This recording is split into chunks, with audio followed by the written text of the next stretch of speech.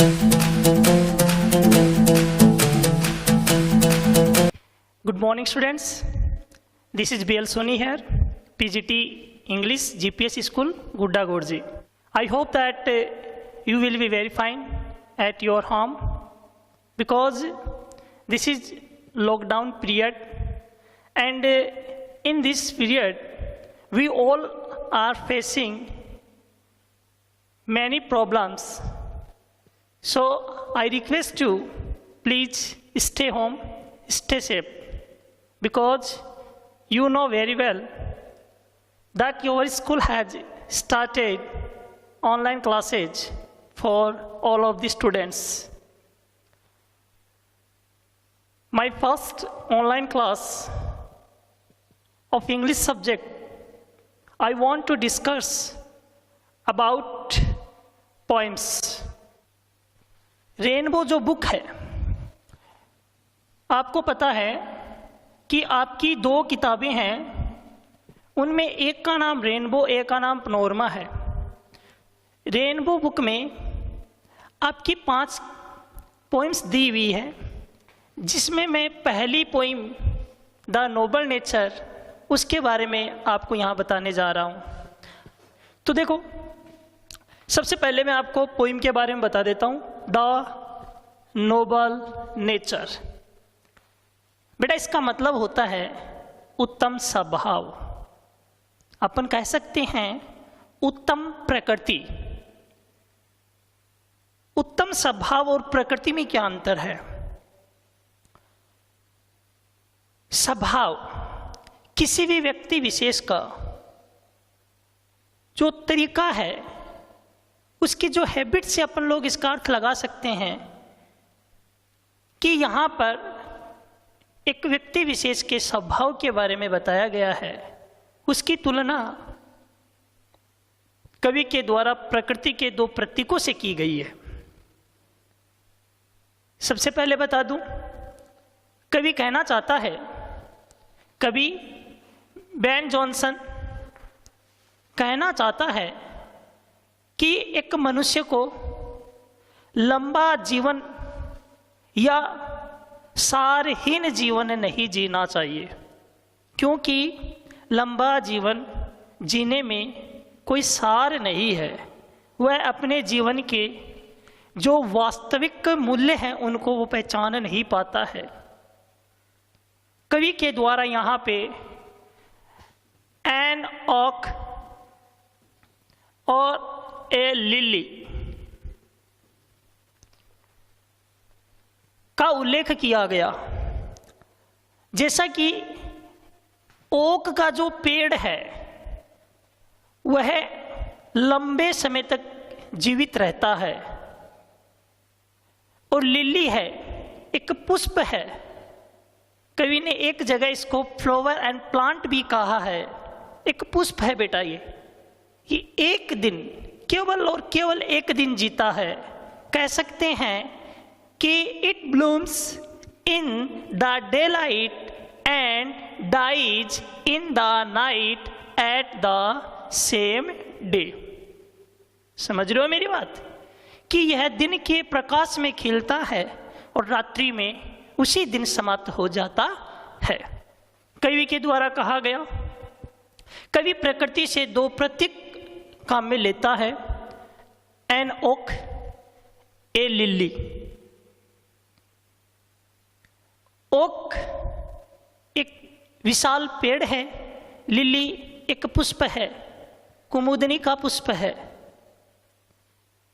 बेटा, कवि ने कहा कि एक मनुष्य को ओक पेड़ की भांति लंबे समय तक जीवन यापन नहीं करना चाहिए, क्योंकि जिस प्रकार से अपन देखते हैं कि जो पेड़ पौधे काफ़ी समय तक एक जगह टिके रहते हैं, उनका लास्ट में ऐसी हालत हो जाती है कि वो टूट करके सूख करके गिर जाते हैं।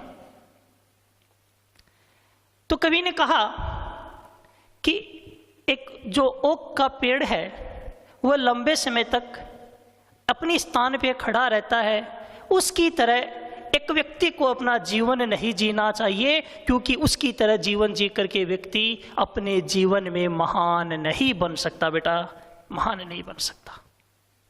क्या कहा कि growing like a tree in size, growing like a tree in size is not meant, पेड़ के समान आकार में बड़े होने का कोई मतलब नहीं है। Do you know that what do I want to tell you, मैं आपको क्या बताना चाहता हूं? बताना चाहता हूं कि growing like a tree in size is not mean, पेड़ के समान आकार में बड़ा होने का मतलब कुछ भी नहीं है। कवि ने कहा कि एक ओक का जो पेड़ है ये आकार में बड़ा होता है, इसकी समय अवधि है वो 300 वर्ष होती है, ये हमें फल फूल नहीं देता है, यह एक निरर्थक जीवन का प्रतीक है। अंत में ऐसी हालत हो जाती है कि यह सूख करके नीचे गिर जाता है, एक लट्ठे के रूप में, एक सूखी लकड़ी के रूप में। क्या कहा गया कि जो व्यक्ति विशेष लंबे समय तक बिना कोई कार्य किए हुए अपने स्थान पर टिका रहता है, उसका जीवन में कोई महत्व नहीं है। कवि क्या कहना चाहता है कि एक लंबा जीवन और निरर्थक जीवन उसका कोई मतलब नहीं है। किसकी भांति? Like that of an oak, एक ओक की भांति। साथ ही कवि ने कहा कि लिली का जो पुष्प है ये फ्लावर ऑफ लाइट है, क्योंकि कवि कहना चाहता है, मेरी बात को ध्यान से सुनना बेटा, हर बार परीक्षा में इससे प्रश्न आता है और अभी भी इसी साल परीक्षा में प्रश्न आया था कि लिली और ओक में से बेटर कौन सा है।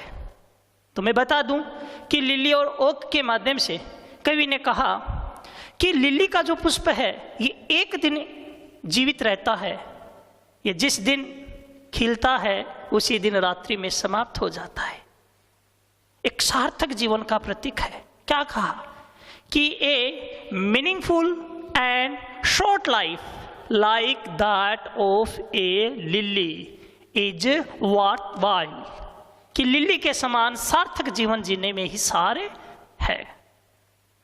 समझ रहे होंगे शायद आप मेरी बात को। क्या कहना चाह रहा है कवि यहाँ पे? कवि वेन जॉनसन, वापस बता देता हूँ, लिली और ओक के माध्यम से सार्थक और निरर्थक जीवन के बारे में बताना चाहता है। सार्थक और निरर्थक जीवन में तुलना करता है कि इनमें सबसे अच्छा कौन सा है।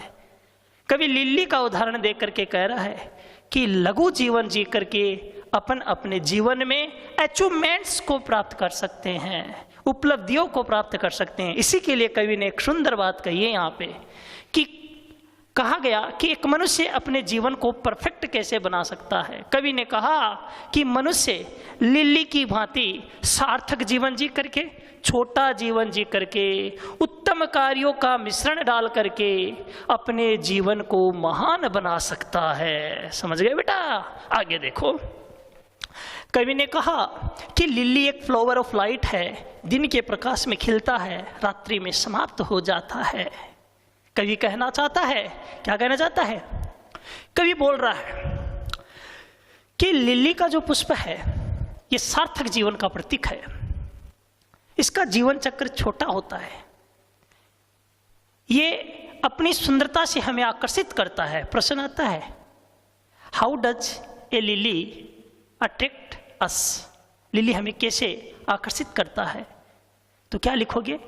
ए lily attracts us by its beauty, अपनी सुंदरता से आकर्षित करता है। कवि क्या कहता है कि यह दर्शकों को आनंद प्रदान करता है, यह दर्शकों को आनंद देता है, क्योंकि मई के महीने में जब लिली खिलता है, कुमुदनी का जो पुष्प खिलता है, तो उस समय लोग उस कुमुदनी के पुष्प को देख करके बड़े प्रसन्न होते हैं। कुमुदनी का पुष्प है वह प्रसन्नता का भी प्रतीक है। अपन क्या करते हैं कि छोटी छोटी वस्तुओं में सुंदरता को देखते हैं, खोजते रहते हैं, लेकिन सभी बातों का सार रूप है अपन अपने जीवन को छोटा जीवन जी करके, उपलब्धिपूर्ण जीवन जी करके सार्थक बना सकते हैं। मेरी बात आपके समझ में आई होगी। ये इस कविता की हिंदी की विषय वस्तु थी। अब मैं आपको इसमें इंग्लिश के माध्यम में से आपको कंप्लीट पोएम बताता जाऊंगा, साथ ही साथ कविता में पढ़ाता जाता हूं, फिर अपन चर्चा करते हैं। बड़ा ध्यान से देखिए और अपनी नोटबुक या रफ नोटबुक अपने पास रखिए और इसको आप देखते जाइए और इसको नोट करते जाइए और इसको समझते जाइए कि कवि क्या कहना चाहता है। बहुत सुंदर कविता है। वापस शुरू करते